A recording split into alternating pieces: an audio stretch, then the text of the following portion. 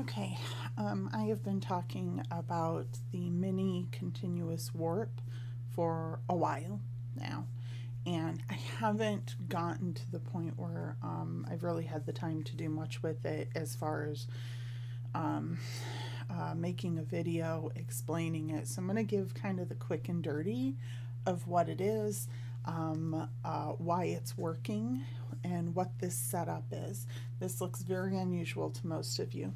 What I actually have here is a 28 inch Ashford knitter's loom, and it's actually propped up against one of these Melissa and Doug paint easels for children. We still had one around the house, and I've got it tied on there because I'm actually going to use it for the project that I'm working on. But right now I've got it shoved up against my my yarn shelving. So, and this paper here is just so that you can focus on what's going on instead of seeing all the crud in the background. You don't need to see that.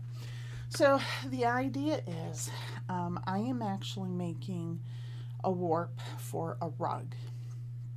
And that warp is very tight. You can see it there. It's like 20 EPI, and this is 8/4 cotton. It's a rug warp from, I can't remember right now, either Brassard or Mayfield, one of the two of them. And so what's going to happen is I need, for it to do the rug, I need it to have a good tension, good and firm, just because of what's going on with it.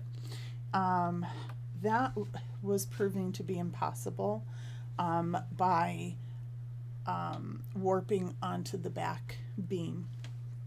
So every time I was lashing on, so you can't see underneath, but I'm doing the knots and the lashing on.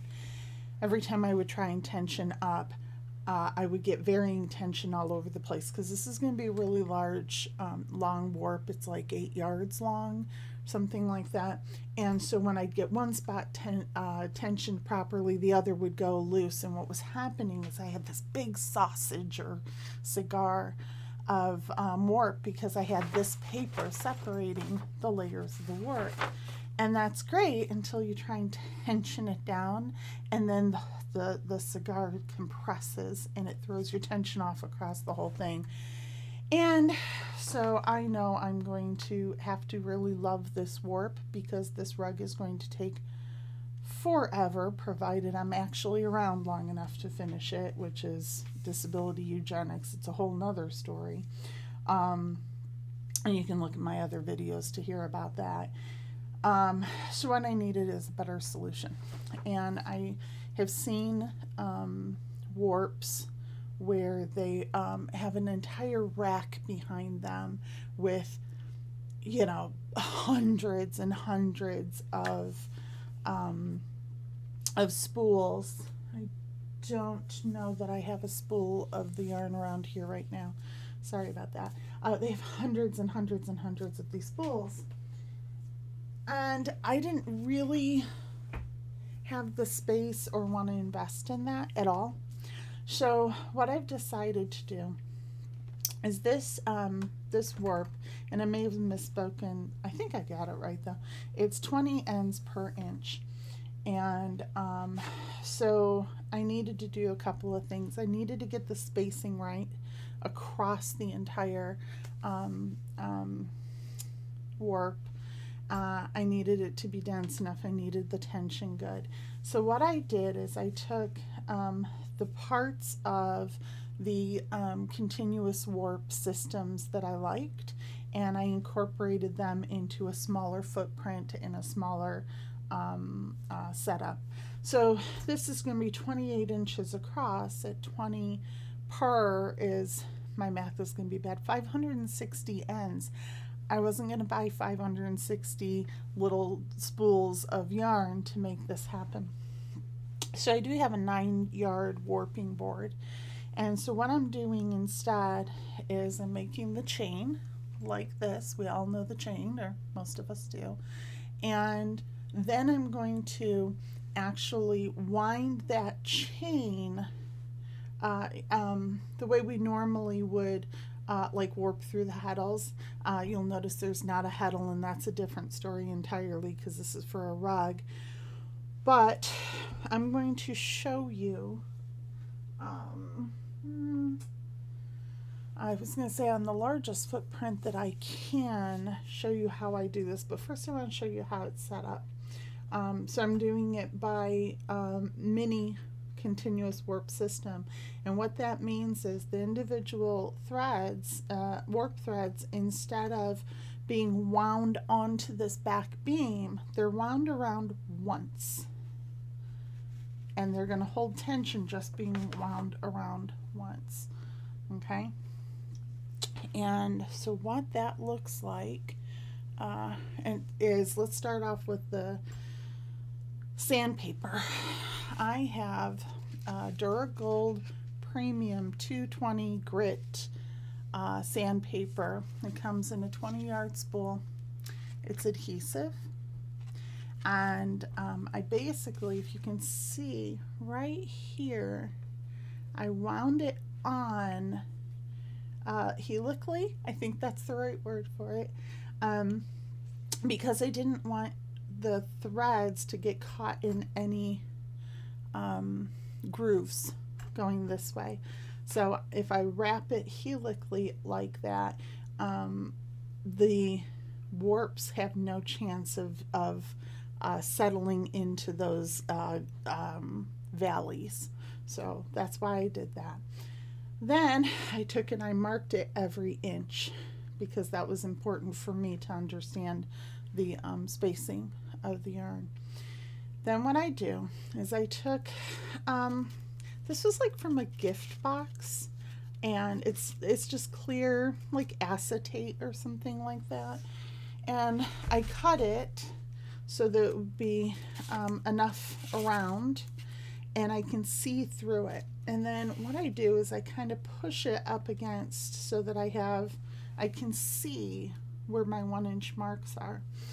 And then what I would do is I would take these yarns and I would wrap them around this, and I'll show you that in a second. Wrap them around this, pull them down to tension them, you know, and then once I got the length where I needed it to be, because I'm going to try and move the camera, but it's kind of dicey, so sorry. Okay. Yeah, so here's how I tensioned them off of this bottom one. So, and I'm going to lash on like these, right? So it doesn't have to be perfect. You just have to get it in the ballpark. So I was pulling the threads down to rough about here, and then tying them up. But this will take, the lashing will take care of the tension from here to here. But I'm going to put this back up. But I needed to be able to get it wrapped around and still tension well. And what happens is when you wrap the yarn around, so these actually have, I don't know if I can do this because, okay, these are mini chains, but I think you can see that's actually what's going to be hanging off the back of my work, are these mini chains. It's my first time doing it. I may have to add an extra bar somewhere. That's okay. I probably will take something like this and tuck it. Hold on. Let's see if I can do this. I'm kind of going in there blind. Tuck it up under here, because as I advance it, I don't want this yarn to get stuck on the sandpaper. It probably won't, but I have that in the background if I need it. And when this is all tensioned down, which I'll make another video to show that because obviously I don't have it done yet. When it's all tensioned down, if you look, it's not going anywhere. This is only wrapped around once. But when you advance the warp using, it's way over here out of, there we go. When you advance the warp using your knob, can't remember what it's called, the entire thing will move as one unit, which means all of this tension is going to advance as one unit. That is how I'm keeping the tension for this rug. If one of these gets loose, I'm not sure how it would get loose, but if it does, my plan is to figure out which one it is and then just use the, any sort of a little pickup tool to loosen it and pull it forward and then retension it. Kind of follow it around that loop so that you can put the tension back, because it's that sandpaper that's holding it in place. That's that grit, that's where you're getting your tension from. And because it's a single point of tension, you can adjust it later. If you have a loose thread, you can just, again, I don't know how it would become loose, but you can just tighten up that one thread. Everything else is going to hang off the back. Now I'm going to show you how I do this with thicker yarn, just because it's going to be much easier to see. Now I got to find some thicker yarn, so I'll be right back. Okay, I'm actually using the same yarn. I was going to show you, I do think this is a Brossard. If I'm wrong, I'll put it in the description too. This is the yarn that was used for this warp. It's an 8/4. You can kind of see that there.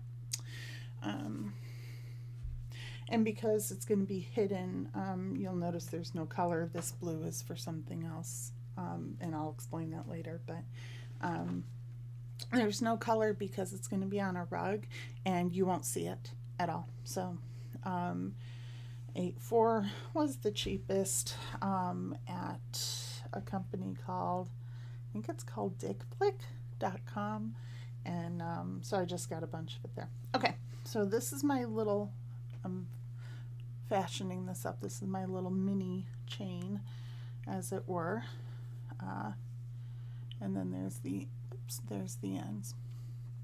So what you do is you kind of drop that off the back. I have this up here, it's it helps sometimes, but not always, so you just do whatever works. It doesn't matter, just do what works. So the idea is the chain is off the back, and you're going to pull one of these forward, and you're going to wrap it around, and that's now the first one. I have to get 20 in this 1 inch, so I've been doing it in sets of 10 because it's a little bit easier to manage. And you pull the next one and you wrap it around. It helps if somebody is on the back side tensioning it for you, but you see that there's nobody to tension it for me. And actually, once you get used to it, you can do it on your own. It's not that big of a deal. Okay, let's do 5, and then I'll show you the rest of it. And you want these to, sorry, you want these to only wrap around this beam, nothing else. So don't get your, your yarn tangled in on itself, just around the beam. And then you pull it forward, give it your knot, and I'm going to pull this back here. I'm going to give it a counterbalance. And you can see, because that acetate, it's roaming freely. Okay, that's at the point where you get your tension in place. And this is a very short little stretch, so I'm not actually using these, they're just for your purpose. And then what I do is I get 10 of them, and I'm actually going to mark the halfway marks, the 1/2 inch marks as well. I haven't done it yet though. You get 10 of them and get them in position wherever you need it, and then hold it in place and pull this out. So once you do that, that's it. They're not going anywhere. Okay. And that's how you tension it, and that's how you get such, look at that solid tension. And it's just the sandpaper holding it. It's absolutely glorious. The only problem I'm going to have is when I get down into here, because I am going all the way to here, I do need to cut this down so that it'll fit there, because I do need this plastic to be able to position everything. Once that's done though, I'm sure I'll make more modifications. I spent a long time trying to figure out how to manage 560 ends across this warp. How do you manage that? And I decided that really, why do all the extra work? Leave it in a chain. Just leave it in a chain. If your chain gets tangled, which it can, it's okay. You can always unchain it, straighten it out, and then you know, chain it back up, and it'll be fine. I don't know if this is going to start trying to migrate. I doubt it. I mean, it's pretty tight in there, but we'll see. If it does, I'll find a way to fashion a rattle underneath it. I've got one, I just haven't used it on here. Typically you would have your heddle here, but I'm not going to use a heddle traditionally because this is going to be a rug warp.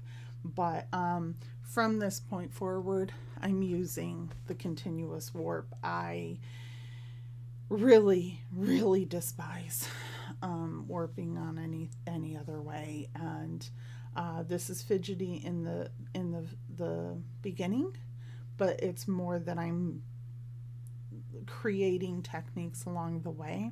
I think it'll actually be a lot easier the further I get down line of it. And if I can stick around long enough, I will make more videos to show you more of what's going on with this, and I will make videos of me making the rug as well, but this was the quick and dirty just to show this system right here. Hope that helped.